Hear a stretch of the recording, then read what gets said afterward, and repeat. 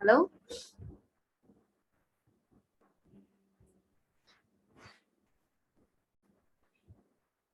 Good morning, everyone. Already in the before class, before on 15th of this month, before class, I have explained you about exponential smoothing method. And alpha is taken as smoothing constant. And I have explained you with an example, and I have explained you how to calculate everything clearly, and how to calculate MAD, how to calculate MSC, everything. I asked you to take your pen and paper and calculate everything. So I have given you the solution for the problem and how to calculate everything. And next comes the comparison of forecast error. So after calculation is completed, we need to compare the forecast error as MAD and MSC using the formulas given. So for alpha is equal to 0.10, the MAD and MSC is calculated.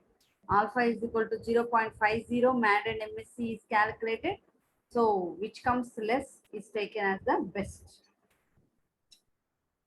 The formula, using the formula, the solution using the formula, when you find the solution, MAD and MSC, which is the less, which gives the less value, comes as the best. So that goes with the exponential smoothing method. And there is an enhancement in exponential smoothing method. The enhancement in exponential smoothing method is exponential smoothing with trend adjustment. Exponential smoothing with trend adjustment. The next one is exponential smoothing with trend adjustment.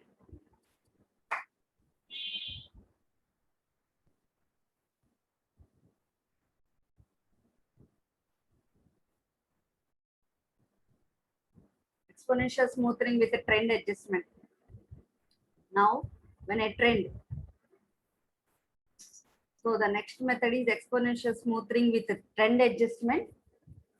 Already we have seen the exponential smoothing method with alpha, with the value of alpha. This is with a trend adjustment. The next method, when trend is present, exponential smoothing must be modified. Trend అంటే new trends ఏమన్నా మొదలైతే కనుక అక్కడ మనం exponential smoothening constant మనం calculate చేసేటప్పుడు new trends కూడా ఉన్నాయి మార్కెట్ లో అని తెలిసినప్పుడు మనం ఏం చేస్తాం, ట్రెండ్ మెథడ్స్ యూజ్ చేస్తాం. So exponential smoothening must be modified అంటే తీసుకున్న ఎక్స్పోనెన్షియల్ స్మూత్నింగ్ మెథడ్ ని మోడిఫై చేస్తూ ఉంటాం.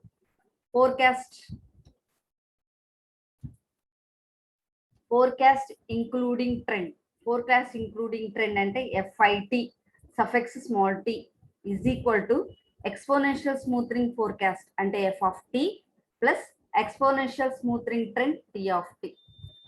యాక్చువల్గా ఫోర్కాస్ట్ అంటే ట్రెండ్ అనేది ఇన్వాల్వ్ అయితే కనుక మనం ట్రెండ్ మెథడ్ తీసుకుంటాం. ట్రెండ్ మెథడ్లోకి వచ్చేసరికి నీకు ఏంటంటే ఎక్స్పోనెన్షియల్ స్మూత్నింగ్ ట్రెండ్ అనేది T of suffix t, capital T suffix t అనేది సపరేట్గా నువ్వు క్యాలిక్యులేట్ చేస్తావు. సో ఎప్పుడైతే అది క్యాలిక్యులేట్ చేస్తావో ఫోర్కాస్ట్ ఇంక్లూడింగ్ ట్రెండ్ అంటే FIT of suffix t is equal to exponential smoothing forecast plus అంటే F of t plus trend. So smoothing trend రెండు కలుపుతాం. This is the method. Usual గా మనం ఎక్స్పోనెన్షియల్ స్మూత్నింగ్ మెథడ్ లో మనం alpha ఒక్క value తీసుకుంటాం. ట్రెండ్ అడ్జస్ట్మెంట్ మెథడ్ లో మనం ఆల్ఫా బీటా రెండు వాల్యూస్ వస్తాయి. అంటే బీటా అనేది సపరేట్ వాల్యూగా తీసుకుంటాం, దాన్ని బట్టి ట్రెండ్ వాల్యూ కంప్యూట్ చేస్తాం. సో దీనికి ఫార్ములా వచ్చేసరికి take a pen and paper and note down చేస్తేనే ఈ ఫార్ములాస్ అన్ని మీకు ఐడియా వస్తాయి. ఈ మొత్తం నేను పీపీటీ రెడీ చేసింది 94 స్లైడ్స్. ఈ 94 స్లైడ్స్ కంప్లీట్ అయిపోయిన తర్వాత నేను మీకు ఇది నేను మెయిల్ పెడతాను. నేను మెయిల్ పంపిస్తాను. అంటే క్లాస్లో ఎవరెవరైతే మెయిల్ ఐడి నా దగ్గర ఉందో వాళ్ళ దగ్గరికి కానీ లేకపోతే మీ ఇన్ఛార్జ్ మేడంకి కానీ నేను ఇది మెయిల్ పంపిస్తాను. మెయిల్ పంపిస్తే మీకు స్ప్రెడ్ చేస్తాను, లేదా వాట్సాప్లో మొత్తం పెడతాను. 94 స్లైడ్స్ ఉన్నాయి కంప్లీట్ సెకండ్ యూనిట్. వీటిలో ఇప్పుడు ఈ ఫార్ములాని యూజ్ చేసి, అంటే ఇంతకు ముందు మనం యూజ్ చేసిన formula exponential smoothening method formula. ఆ ఫార్ములా ఏంటి అనేది ఇంకొకసారి చూద్దాం నాన్న, because I have taken time to take class again because I lost my father in law. ఇక్కడ చూడండి, exponential smoothing method f of t is equal to f of t minus 1 plus alpha into a of t minus 1 minus f of t minus 1. అంటే trend లేకుండా direct గా exponential smoothening constant మీకు ఇస్తే ఈ formula use చేసి చేసుకుంటూ వచ్చాం. ఈ ఫార్ములా యూజ్ చేసి మనం ఎగ్జాంపుల్ కూడా చేసుకుంటూ వచ్చాం. కానీ ఇప్పుడు ఎక్స్పోనెన్షియల్ స్మూత్నింగ్ మెథడ్కి వచ్చేసరికి, ట్రెండ్ మెథడ్కి వచ్చేసరికి మనకి ఇక్కడ రెండు వాల్యూ స్మూత్నింగ్ కాన్స్టెంట్స్ రెండు ఇస్తాడు. ఒకటి ఆల్ఫా, రెండు బీటా. బీటాని యూజ్ చేసి నువ్వు ట్రెండ్ కనుక్కుంటావు, ఆల్ఫాని యూజ్ చేసి నువ్వు ఫోర్కాస్ట్ ఎర్రర్ కనుక్కుంటావు. ఈ రెండు కలిపి నువ్వు ట్రెండ్ స్మూత్నింగ్ కనుక్కుంటాం. Right? F of T is equal to, note down the formula, F of T is equal to alpha into A of T minus 1 plus 1 minus alpha into F of T minus 1 plus T of T minus 1. f of t is equal to alpha into a of t minus 1 plus 1 minus alpha into f of t minus 1 plus t of t minus 1. అదే t of t is equal to beta into f of t minus f of t minus 1 plus 1 minus beta into t of t minus 1. ఇవి రెండు formulas అయితే దీన్ని calculate చేయడానికి step 1 లో compute f of t. First f of t ని compute చేస్తాం. Step 2 లో compute t of t ని క్యాలిక్యులేట్ చేస్తాం. స్టెప్ 3 లో calculate fi of t is equal to f of t plus t of t. So trend smoothening method లో ఈ formulas చాలా చాలా ఇంపార్టెంట్. ఈ ఫార్ములాస్ యూజ్ చేసి మీకు క్వశ్చన్ ఇస్తే ప్రాబ్లమ్ ని మీరు ఎలా సాల్వ్ చేయాలో అనేది నెక్స్ట్ ఎగ్జాంపుల్ లో చెప్తాను. If you have return down, note down this formula. Next coming to the example. So exponential smoothing method trend adjustment example ఇచ్చేటప్పుడు మీకు మంత్ ఇస్తాడు డైరెక్ట్ గా. అంటే ఇక్కడ మంత్ ఏంటి, 1 to 10 months ఇచ్చాడు. యాక్చువల్ డిమాండ్ అంటే ఏ ఆఫ్ టీ ఇచ్చేసాడు, అంటే 12, 17, 20 ఇది కూడా ప్రాబ్లం లోనే ఇచ్చాడు. స్మూత్ అండ్ ఫోర్కాస్ట్, ఇక్కడ ఏం చేస్తాము అని అంటే smooth and forecast F of T, smooth and trend అంటే మీకు క్వశ్చన్ లోనే ట్రెండ్ కనుక్కోమని ఇస్తాడు. ట్రెండ్ న్యూ ట్రెండ్ నడుస్తుంది, స్మూత్ అండ్ వాల్యూ ఇస్తున్నాను, దాన్ని బట్టి మీరు ట్రెండ్ కనుక్కోండి అని క్వశ్చన్ లోనే ఇచ్చేస్తాడు. క్వశ్చన్ లోనే ఇచ్చేసినప్పుడే మీకు అంటే ఈ month, actual demand, smooth and trend మొత్తం క్వశ్చన్ లోనే ఇస్తాడు. కానీ ఇక్కడ మీకు వచ్చేసరికి యాక్చువల్ డిమాండ్ వరకు ఇస్తాడు. నెక్స్ట్ మీరు ఎప్పుడైతే ఇది ట్రెండ్ అడ్జస్ట్మెంట్ ఎగ్జాంపుల్ అని అనుకున్నారో, smooth and forecast, smooth and trend, forecast including trend, ఈ మూడు మీరు రాసుకోవాలి. మీరు రాసుకునేటప్పుడు మనకి యాక్చువల్ గా ఫార్ములా ప్రకారం ఏం తెలుసు, fi of t is equal to f of t plus t of t. So దీనికి మీరు అజంప్షన్ తీసుకునేటప్పుడు fi of t ముందు అజ్యూమ్ చేసుకుంటారు 13. అంటే ఏంటి, ఫార్ములా ప్రకారం 13 is equal to ఇవి రెండు f of t plus t of t. So ఇది 13 తీసుకున్నారంటే ఇది 11 plus 2 తీసుకున్నారనుకోండి. ఎప్పుడు స్మూత్ అండ్ ట్రెండ్ వాల్యూ తక్కువ ఉంటుంది కాబట్టి, ఇది యూనిట్స్ లో ఉంటుంది కాబట్టి, సో ఇది 2, ఇది 11 తీసుకున్నారనుకోండి 13. అంటే ఏంటి, 11, 2, 13 అంటే మెయిన్ వాల్యూ 13 అనేది అజంప్షన్. ఇది ఎట్లా తీసుకోవాలి మేడం, 13 తీసుకోవాలా అంటే యాక్చువల్ డిమాండ్ నీకు 12 ఉంది కదమ్మా, 12 యాక్చువల్ డిమాండ్ ఉన్నప్పుడు ఆటోమేటిక్ గా నువ్వు ఈక్వల్ గా అంటే 12కి కొంచెం 5 ఎక్కువ 5 తక్కువ తీసుకోవచ్చు. యూజువల్ గా ఈ ట్రెండ్ అనేది కాబట్టి డిమాండ్ ఎక్కువగానే ఉంటుంది కాబట్టి నువ్వు బేసిక్ గా ఏంటంటే 12 కంటే 3-4 ఎక్కువే తీసుకుంటావు. సో ఇక్కడ 12 ఉంది కాబట్టి ఇక్కడ ఏం తీసుకున్నాడు, 13 తీసుకున్నాడు. 13 తీసుకున్నాడు కాబట్టి fi of t is equal to f of t plus t of t కాబట్టి ఇది 13 తీసుకున్నాడు కాబట్టి ఇది 11, ఇవి రెండు రాశాడు. అర్థమైందా? So this is a assumption value. ఆ అజంప్షన్ చేసుకున్న తర్వాత ప్రాబ్లం లోకి వెళ్తాం. So first step f1, first step forecast for month 2. Second step ఏంటి, మంత్ ఫస్ట్ స్టెప్ అజంప్షన్స్ అయిపోయింది, మంత్ 2 కి ఫోర్కాస్ట్ చేసుకోవాలి. సో f of 2 అంటే ఇది f of t, ఇది f of 1 కిందకి వస్తుంది, f of x1. So next value కనుక్కోవాలి. నెక్స్ట్ వాల్యూ కనుక్కోవాలంటే f of 2 is equal to alpha into a1 plus 1 minus alpha into f1 plus t1. So alpha అంటే ఏంటి, smoothening constant problem లోనే ఇస్తాడు. So 0.2 problem smoothening constant problem లోనే ఇస్తాడు, actual demand problem లోనే ఇస్తాడు, మంత్ ప్రాబ్లం లోనే ఇస్తాడు. నువ్వు ట్రెండ్ అడ్జస్ట్మెంట్ చేయాలా లేకపోతే స్మూత్నింగ్ కాన్స్టెంట్ యూజ్ చేసి ఎక్స్పోనెన్షియల్ స్మూత్నింగ్ ప్రాబ్లం చేయాలా అన్న కూడా క్వశ్చన్ లోనే ఇస్తాడు. క్వశ్చన్ లోనే ఇచ్చిన దాన్ని బట్టి నువ్వు ఏ ప్రాబ్లం చేయాలి అనేది నువ్వు ఐడియా తీసుకుంటావు. ఇక్కడ ఆల్ఫా వాల్యూ కూడా క్వశ్చన్ లోనే ఇస్తాడు. ఇంతకు ముందు క్వశ్చనే తీసుకున్నాను నేను. Alpha value is equal to 0.2 into trend value అంటే యాక్చువల్ డిమాండ్ ఇది 12 ప్లస్ 1 మైనస్ ఆల్ఫా అంటే 1 minus 0.2 into F of T అంటే ఏంటి, ఇది నేను ఎజమ్ చేసుకున్నాను 11 ప్లస్ ట్రెండ్ వాల్యూ ప్లస్ 2 మొత్తం క్యాలిక్యులేట్ చేస్తే F of 2 is equal to 12.8 units వచ్చినాయి. అంటే ఏంటి, ఈ వాల్యూ 11 కింద వాల్యూ 12.8 వాల్యూ 8 వచ్చింది. సో అలా బేస్ చేసుకొని 11 కింద వాల్యూ అంతా కనుక్కుంటా వచ్చాను. అలా బేస్ చేసుకొని ఈ వాల్యూస్ అన్ని కనుక్కుంటా వచ్చాం. ఈ వాల్యూస్ అన్ని కనుక్కున్న తర్వాత next T of T value కనుక్కోవాలిగా. టీ ఆఫ్ టీ వాల్యూ ఎలా కనుక్కున్నావు? టీ ఆఫ్ టీ అంటే ఏంటి? ఎఫ్ ఆఫ్ ఐటీ అంటే ఆల్మోస్ట్ మీకు FIT of T of T value కనుక్కోవాలి. టీ ఆఫ్ టీ వాల్యూ ఏంటి? Beta into F2 minus F1 plus 1 minus beta into T1. ఈ formula వేసి టీ ఆఫ్ టీ. ఈ beta value ఎక్కడది మేడం? బీటా కూడా ఎప్పుడైతే నీకు ట్రెండ్ అడ్జస్ట్మెంట్ ప్రాబ్లం అన్నాడో, ట్రెండ్ అడ్జస్ట్మెంట్ ప్రాబ్లం అని చెప్పకపోయినా ఆల్ఫా బీటా 2 వాల్యూస్ ఇస్తాడు.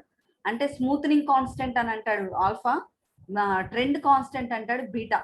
ఇలా 2 వాల్యూస్ ప్రాబ్లంలో ఇస్తే బీటా వాల్యూ కూడా నువ్వు కనుక్కోవాల్సి వస్తుంది. బీటా వాల్యూ తీసుకొని నువ్వు ఈ ప్రాబ్లం చేయాల్సి వస్తుంది. లేదా కొన్ని ప్రాబ్లమ్స్ లో ఆల్ఫా స్మూత్నింగ్ కాన్స్టెంటే 2 ఇస్తాడు. స్మూత్నింగ్ కాన్స్టెంట్ 0.1, స్మూత్నింగ్ కాన్స్టెంట్ 0.2, ఆ 2 మధ్యలో ఇది. అంటే అప్పుడేంటి? ఆల్ఫా వాల్యూస్ 2 ఇచ్చినట్టు.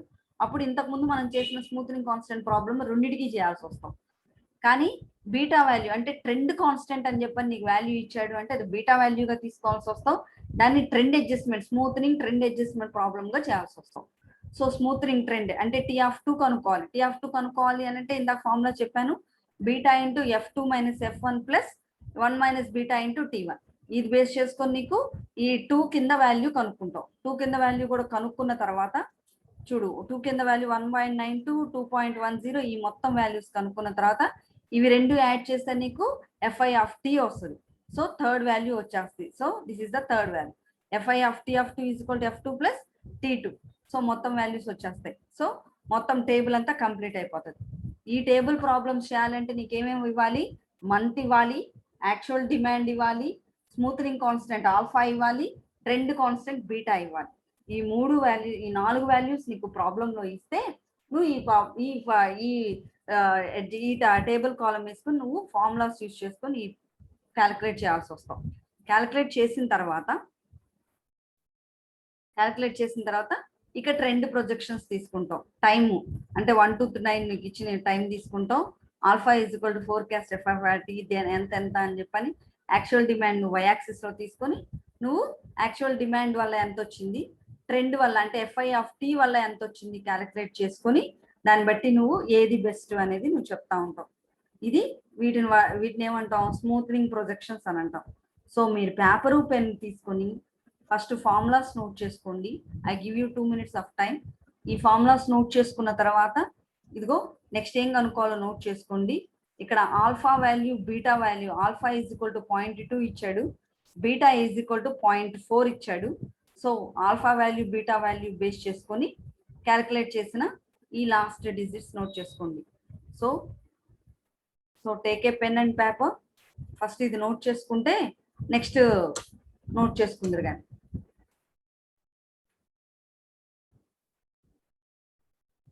ఈ ప్రాబ్లమ్స్ ఏంటి అంటే మీరు ఒకసారి చేసుకొని ఒక 2-3 మీరు చేసుకొని అట్టి పెట్టుకుంటే ఆ తర్వాత నేను మొత్తం మీకు స్లైడ్ పంపించినప్పుడు మీరు ఓపెన్ చేసి చూసుకున్న కన్ఫ్యూజన్ లేకుండా మీకు అర్థమవుతాయి. ఇవన్నీ మొత్తం ఇప్పటికి 4వ మెథడ్. ఇది ఇంకొక మెథడ్ ఉంది, మెథడ్ ఆఫ్ లీస్ట్ స్క్వేర్స్. ఆ మెథడ్ కూడా అయిపోతే సెకండ్ యూనిట్ లో ప్రాబ్లమ్స్ అన్ని సెకండ్ యూనిట్ అయిపోయినట్టు.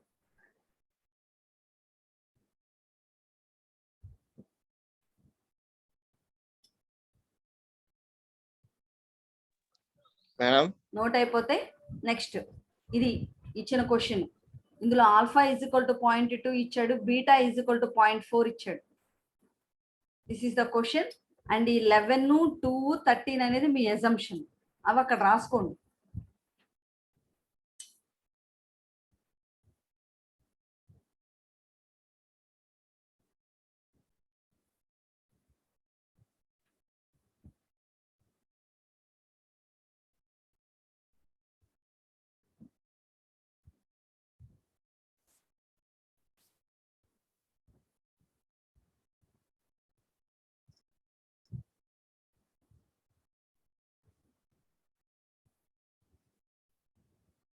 దయచేసి ఈ ప్రాబ్లమ్స్ కి ఆల్ ఇన్ వన్ ఫాలో అవ్వద్దు. ఆల్ ఇన్ వన్ లో మీకు క్లారిటీ ఉండదు, కన్ఫ్యూజన్ ఉంటుంది.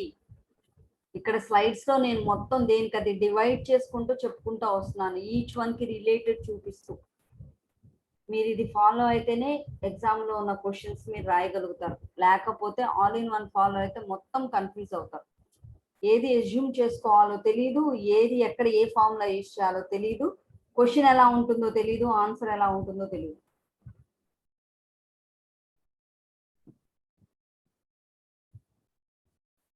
సో ఇక్కడ మంత్ యాక్చువల్ డిమాండ్ అనేది ఇచ్చాడు, ఆల్ఫా ఈజ్ ఈక్వల్ టు 0.2 ఇచ్చాడు, బీటా ఈజ్ ఈక్వల్ టు 0.4 ఇచ్చాడు. ఈ smoothing forecast 11, smoothing trend 2, forecast F I of T 13 మీరు ఎజ్యూమ్ చేసుకున్న వాల్యూస్. ఈ 13 అనే వాల్యూ మీరు ఈ 12 కి దగ్గరగా అంటే యాక్చువల్ డిమాండ్ కి దగ్గరగా ఎజ్యూమ్ చేసుకున్నారు. దానికంటే 1 పాయింట్ గానే 2 పాయింట్స్ ఎక్కువగానే ఎజ్యూమ్ చేసుకోవాలి, ఎందుకంటే ఇది న్యూ ట్రెండ్ కి సంబంధించిన విషయం కాబట్టి.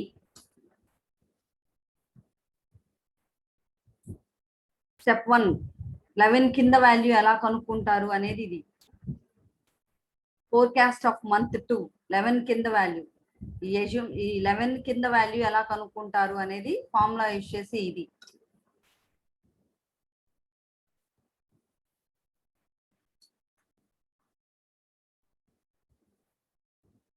స్క్రీన్ షాట్స్ తీసుకోవద్దు, స్క్రీన్ షాట్స్ వల్ల యూజ్ లేదు, అవి మీ తర్వాత చూడరు పెట్టరు. పేపర్ పెన్ను తీసుకొని జస్ట్ ఫార్ములాస్ వరకు నోట్ చేసుకోండి. కింద ఎలా చెప్పాము, ఎలా రాశాను, నీట్ గా రాశాను, F1 F2 ఎలా కనుక్కుంటాం అని నోట్ చేసుకోండి. అప్పుడు మీరు ప్రాబ్లం చేస్తుంటే మీకు అర్థమవుతుంది.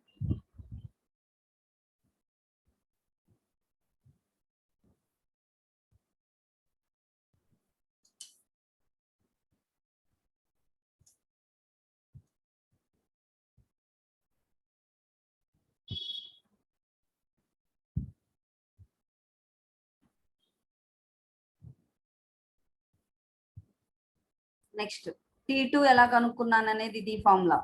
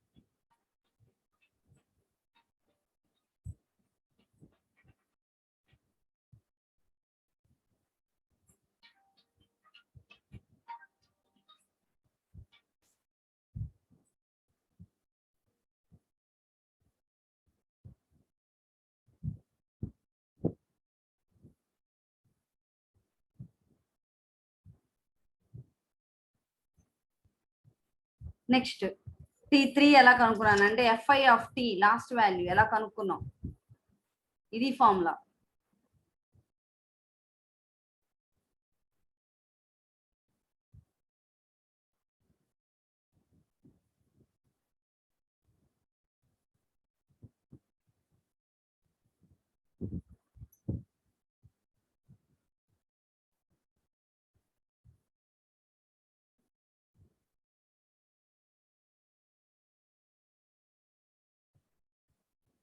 నెక్స్ట్ ఇది స్క్రీన్ షాట్ తీసుకోండి, స్క్రీన్ షాట్ తీసుకొని నెక్స్ట్ వాల్యూస్ అన్ని మీరు ప్రాక్టీస్ చేయండి. ఆ ఫార్ములాస్ యూజ్ చేసి నెక్స్ట్ వాల్యూస్ వస్తున్నాయా రావట్లేదా అనేది ప్రాక్టీస్ చేస్తే మీకు వాల్యూస్ వస్తాయి.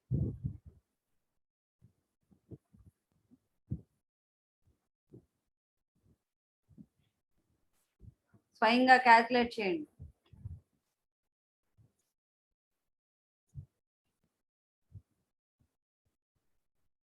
ఆ తర్వాత దీన్ని బట్టి exponential smoothing trend adjustment example మీకు time X axis, demand already ఇచ్చిన వై యాక్సిస్ లో రెండింటికి మీరు గ్రాఫ్ గీస్తే ఏది బెస్ట్, ఏది స్మూత్ గా వచ్చింది అనేది దాన్ని బట్టి మీరు ప్లాన్ చేసుకోవాలి. So this was the 4th example, exponential smoothing trend adjustment example. 4th one. So next topic వచ్చేసరికి ట్రెండ్ ప్రొజెక్షన్స్. ట్రెండ్ ప్రొజెక్షన్స్ లో ఒక మెథడ్ ఉంది, మెథడ్ ఆఫ్ లీస్ట్ స్క్వేర్స్ అంటారు, కానీ దీన్ని టెక్నిక్ అని కూడా అంటారు, లీస్ట్ స్క్వేర్స్ మెథడ్ అని అంటారు, లీస్ట్ స్క్వేర్స్ టెక్నిక్ అని కూడా అంటారు. So trend projections, fitting A trend line to historical data points to project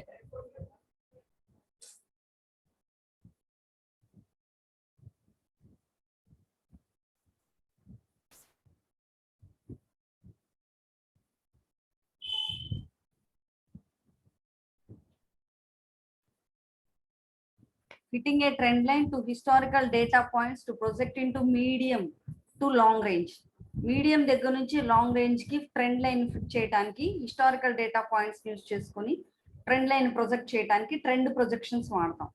linear trends can be found using the trend least squares technique. దీన్ని ఇక్కడ వాడే టెక్నిక్ ఏమంటారు? Linear అంటే ఏంటి? ఒకే లైన్ లో ఉన్న ట్రెండ్స్ ని మనం చెప్పడానికి మనం లీస్ట్ స్క్వేర్స్ టెక్నిక్ వాడతాం. లీస్ట్ స్క్వేర్స్ టెక్నిక్ లో వాడే ఫార్ములా ఏంటి అంటే y = a + bx. యూజువల్ గా ఇది డిపెండెంట్ వేరియబుల్స్ ఏముంటాయి, ఇండిపెండెంట్ వేరియబుల్స్ ఏముంటాయి బేస్ చేసుకొని చేసిన ప్రాబ్లం. ఇంతకు ముందు నేను డిమాండ్ ఫోర్కాస్ట్ ఫస్ట్ లో చెప్పేటప్పుడు, ట్రెండ్ మెథడ్స్ లో చెప్పేటప్పుడు ఇండిపెండెంట్ వేరియబుల్స్ యూజ్ చేసి చేస్తాము అని చెప్పాం. ఇది y = a + bx వచ్చేసరికి y = mx + c అనే ఫార్ములా ఉంది మనకి. లీనియర్ అంటే ఒక లైన్ స్ట్రైట్ లైన్ మనం డినోట్ చేయడానికి ఇంతకు ముందు ఆల్జీబ్రా చెప్పేటప్పుడు మ్యాథమెటిక్స్ లో y = mx + c ఉంది ఫార్ములా. అదే ఇక్కడ కూడా వాడుతున్నాం, y = a + bx. y ఏంటది? Computed value of variable to be predicted. అంటే ఏంటి? ఏ వాల్యూనైతే మనం వేరియబుల్ ప్రిడిక్ట్ చేస్తామో ఆ వాల్యూబుల్ అంటే ఇది డిపెండెంట్ వేరియబుల్ కిందకి వస్తుంది. A y axis intercept, A ఏంటి? y axis intercept.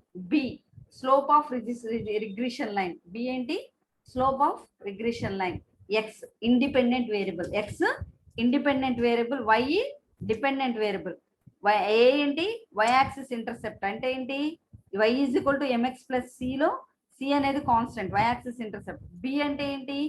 m అంటే ఏంటి? స్లోప్, కాబట్టి ఇక్కడ బి కూడా slope of the regression line. And x is the independent variable.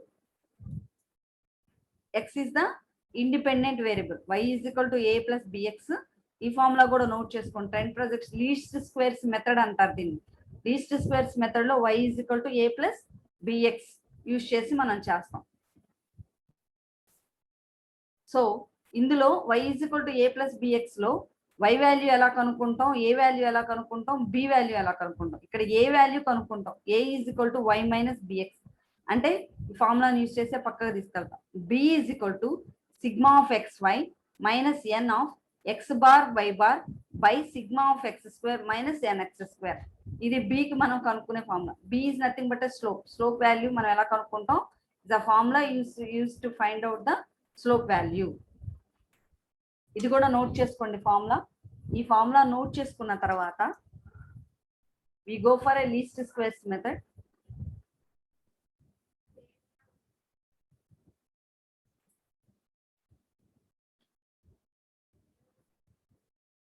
ఇదిగోండి least squares method. Example, year ఇచ్చేస్తున్నాడు నాన్న, టైం ఎక్స్ వాల్యూ ఇచ్చేస్తాడు, year X value, Y value కూడా ఇచ్చేసాడు. Year X value, Y value అంటే టైం పీరియడ్ ఎక్స్ ఇచ్చాడు, electrical power demand Y ఇచ్చాడు. So year, time అంటే ఎక్స్ వాల్యూ, వై వాల్యూ మొత్తం ఇచ్చేసిన తర్వాత మనం సిగ్మా ఎక్స్ కనుక్కుంటాం, సిగ్మా వై కనుక్కుంటాం, x² వాల్యూ కనుక్కుంటాం, దానికి సిగ్మా x² వేస్తాం, xy వాల్యూ కనుక్కుంటాం, xy వాల్యూ వేసి b = ఫార్ములాలో సబ్స్టిట్యూట్ చేసి b వాల్యూ ఎంత, దీన్ని బట్టి ఏ వాల్యూ ఎంతో కౌంట్ చేస్తాం. ఈ ఫార్ములా ఇది నోట్ చేసుకోండి. లీస్ట్ స్క్వేర్స్ మెథడ్ అంటారు దీన్ని.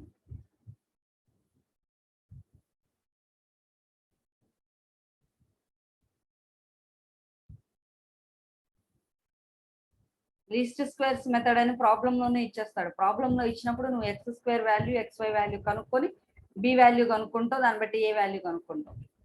మొత్తం విత్ ఫార్ములాస్ మొత్తం ఇక్కడే ఇచ్చాను. ఇయర్, టైము, ఎక్స్, వై రెండు ఇస్తాడు ప్రాబ్లంలో.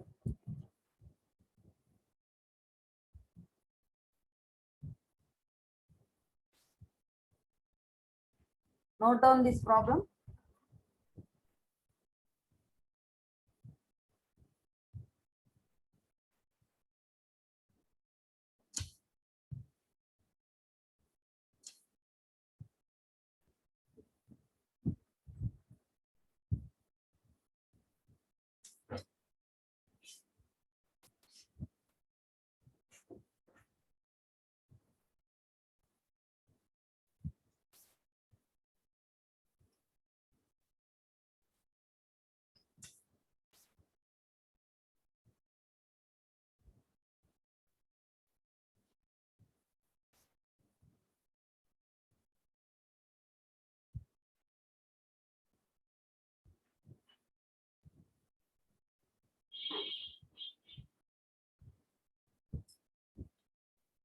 సో ఈ ప్రాబ్లం నోట్ డౌన్ చేసుకున్న తర్వాత ఆల్రెడీ మీకు బి వాల్యూ కనుక్కున్నారు, ఏ వాల్యూ కనుక్కున్నారు. సో దీన్ని ట్రెండ్ లైన్ ఏమవుతుంది, y = a + bx. So B value, A value మొత్తం కలిపి ఈ ట్రెండ్ లైన్ లో సబ్స్టిట్యూట్ చేశారు. So this is the trend line. ఇది new trend line, a + bx.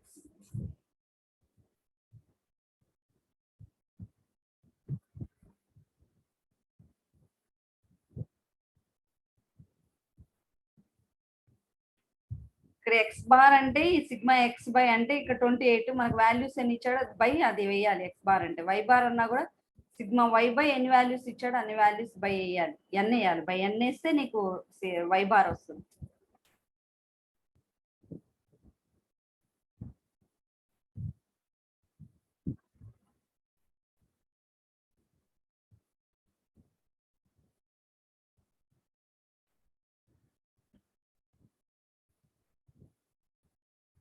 So least square requirements, we always plot the data to ensure a linear relationship. ఒకదానికి relationship చూసుకుంటూ మనం డేటాను ప్లాట్ చేస్తాం.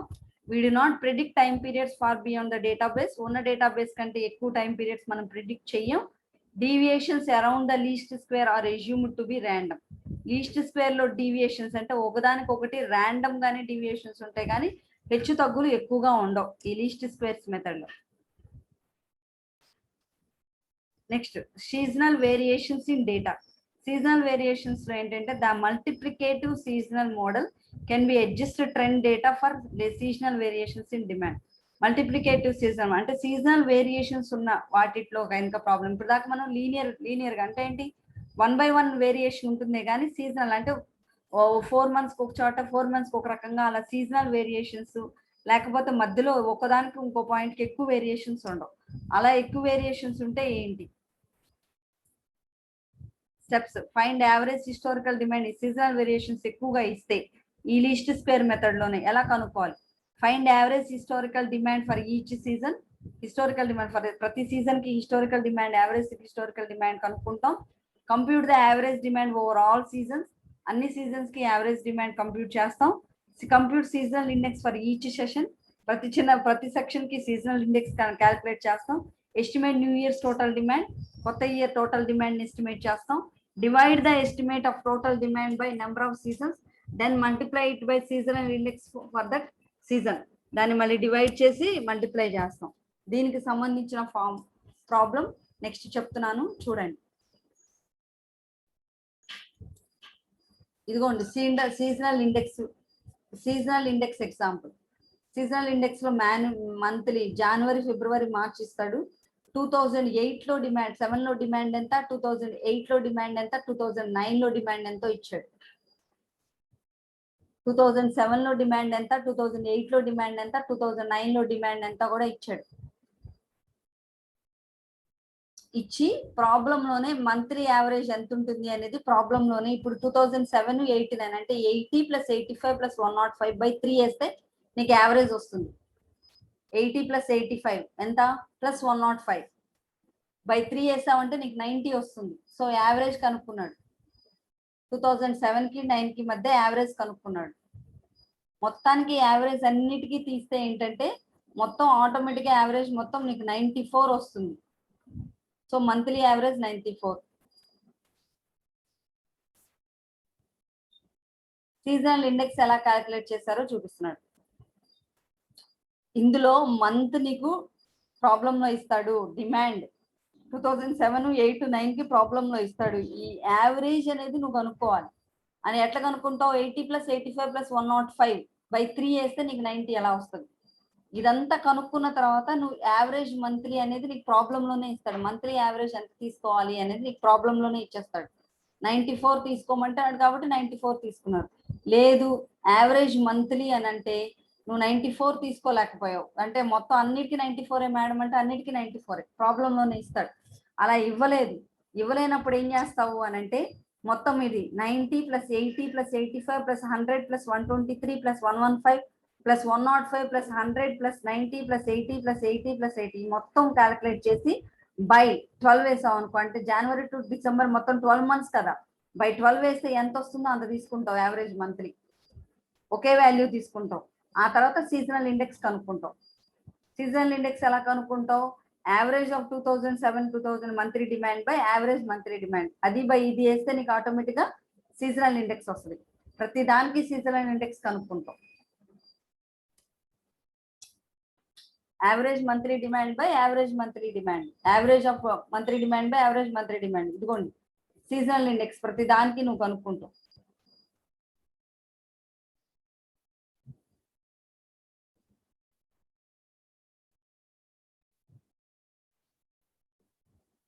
సీజనల్ ఇండెక్స్ కనుక్కొని expected annual demand, ప్రతి దానికి expected annual demand, ఇది ప్రాబ్లం లోనే 1200 అని ఇచ్చేస్తాడు.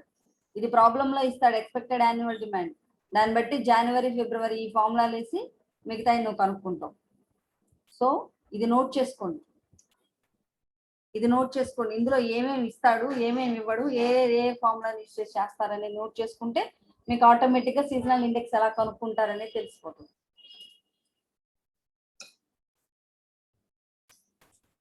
ఇది మొత్తం నోట్ చేసుకొని ఈ సీజనల్ ఇండెక్స్ పక్కన రాసుకొని సీజనల్ ఇండెక్స్ ఎలా కనుక్కున్నారనేది రాసుకోండి.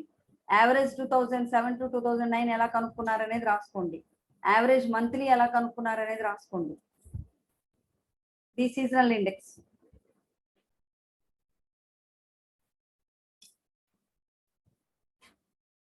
ఫస్ట్ ఇది నోట్ చేసుకోండి, నెక్స్ట్ ఫార్ములాస్ చెప్తాను.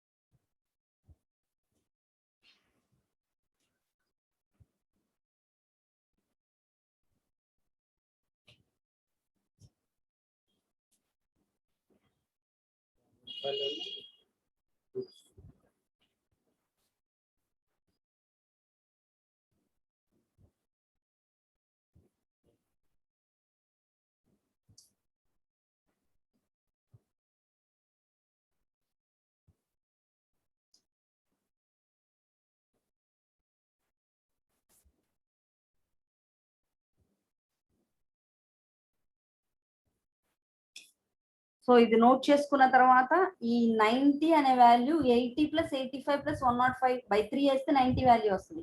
యావరేజ్ 2007-2009. యావరేజ్ మంత్లీ వాల్యూ నీకు ప్రాబ్లంలో ఇస్తే ఇచ్చాడు, లేకపోతే ఈ 90, 80 ఇదంతా డిరైవ్ చేసిందా బై 12 వేస్తే నీకు ఈ వాల్యూ వస్తుంది 94. ఆ తర్వాత సీజనల్ ఇండెక్స్. సీజనల్ ఇండెక్స్ నువ్వు ఇలా క్యాలిక్యులేట్ చేస్తావు.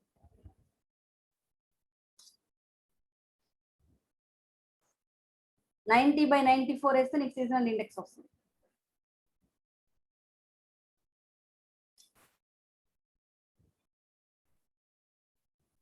ఆ తర్వాత సీజనల్ ఇండెక్స్ తర్వాత forecast. Expected annual demand is equal to 1200, ఇది ప్రాబ్లం లో ఇస్తాడు. ఎక్స్పెక్టెడ్ యాన్యువల్ డిమాండ్ 1200 అని ఇచ్చిన తర్వాత జనవరి మంత్ కి ఎంత, ఫిబ్రవరి మంత్ కి ఎంత అని నువ్వు క్యాలిక్యులేట్ చేస్తావు సీజనల్ ఇండెక్స్ క్యాలిక్యులేట్ చేసిన తర్వాత.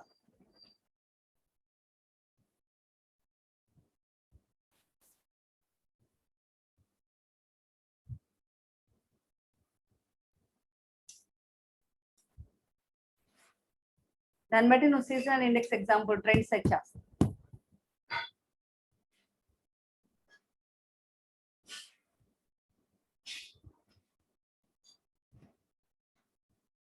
Time X axis, demand Y axis, trend line set చేస్తావు.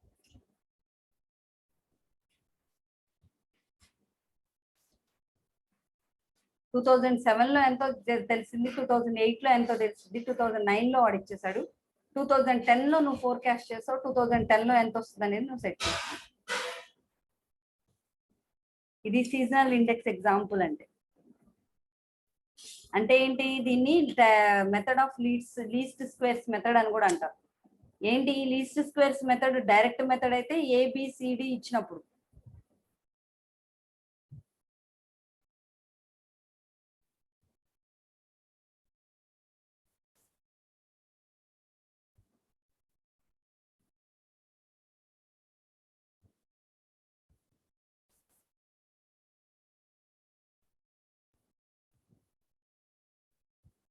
ఏమన్నా మాట్లాడాలి అని అంటే చాట్ బాక్స్ లో రాయండి అమ్మా.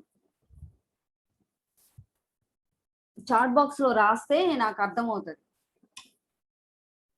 మీకు ఏమైనా డౌట్ ఉంటే చాట్ బాక్స్ లో రాయండి, లేదా ఆ తర్వాత నాకు కాల్ చేయండి. I will let you know.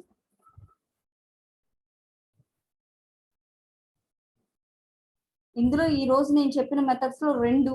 First least squares method. ఈ లీస్ట్ స్క్వేర్స్ మెథడ్ లో డైరెక్ట్ గా నీకు పీరియడ్ డిమాండ్ ఇచ్చేస్తాడు, ఎక్స్ స్క్వేర్ వై స్క్వేర్. ఇవి డైరెక్ట్ గా నువ్వు క్యాల్కులేట్ చేస్తావు. అంటే లీనియర్ స్ట్రైట్ లైన్ సెట్ చేస్తావు, y = a + bx. అలా కాకుండా నీకు సీజనల్ వేరియేషన్స్ కనుక ఇస్తే you go for this method. Seasonal variations in data ఇస్తే ఎక్స్పెక్టెడ్ డిమాండ్ ఇస్తాడు, మంత్ ఇస్తాడు, ఈ డిమాండ్ వాల్యూ ఇస్తాడు, యావరేజ్ మంత్లీ, సీజనల్ ఇండెక్స్ ను కనుక్కోవాలి. ఇవన్నీ కనుక్కొని చేసుకుంటాం సీజనల్ వేరియేషన్స్ కనుక ఇస్తే. లీస్ట్ స్క్వేర్స్ మెథడ్ లో సెకండ్ టైప్ ఆఫ్ మెథడ్ ఇది.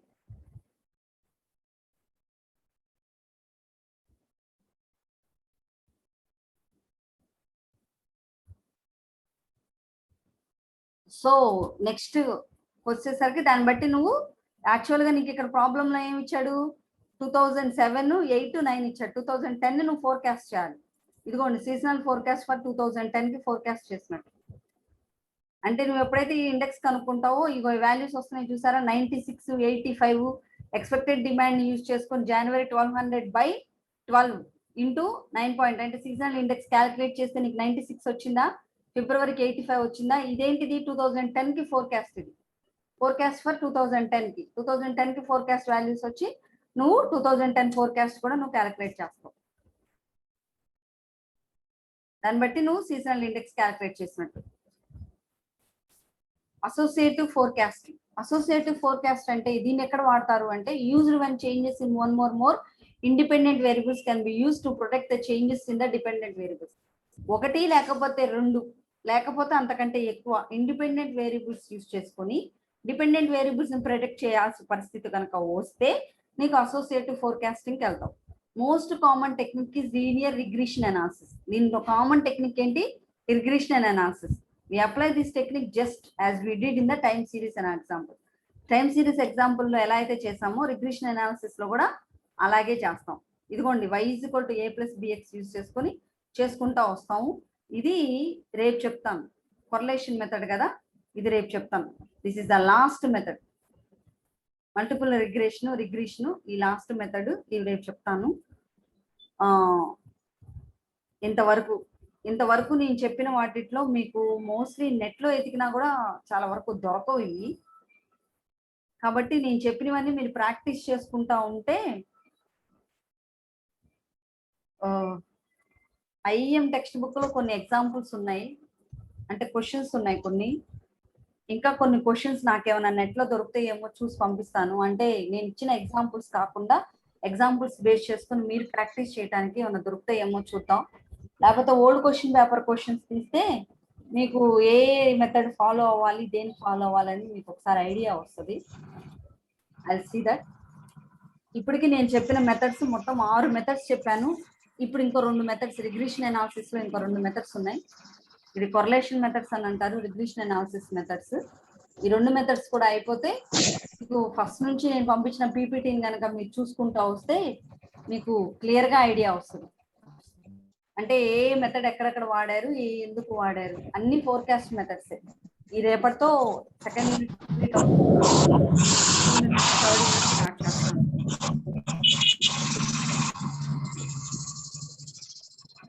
మీరు ఏది మాట్లాడినా నాకు వినపడదు. So please put it in a chat box.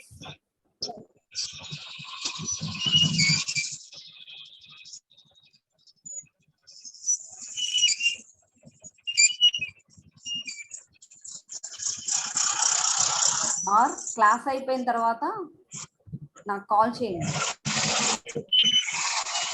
Class అయిపోయిన తర్వాత నాకు కాల్ చేయండి. కాల్ చేస్తే నేను చెప్తాను.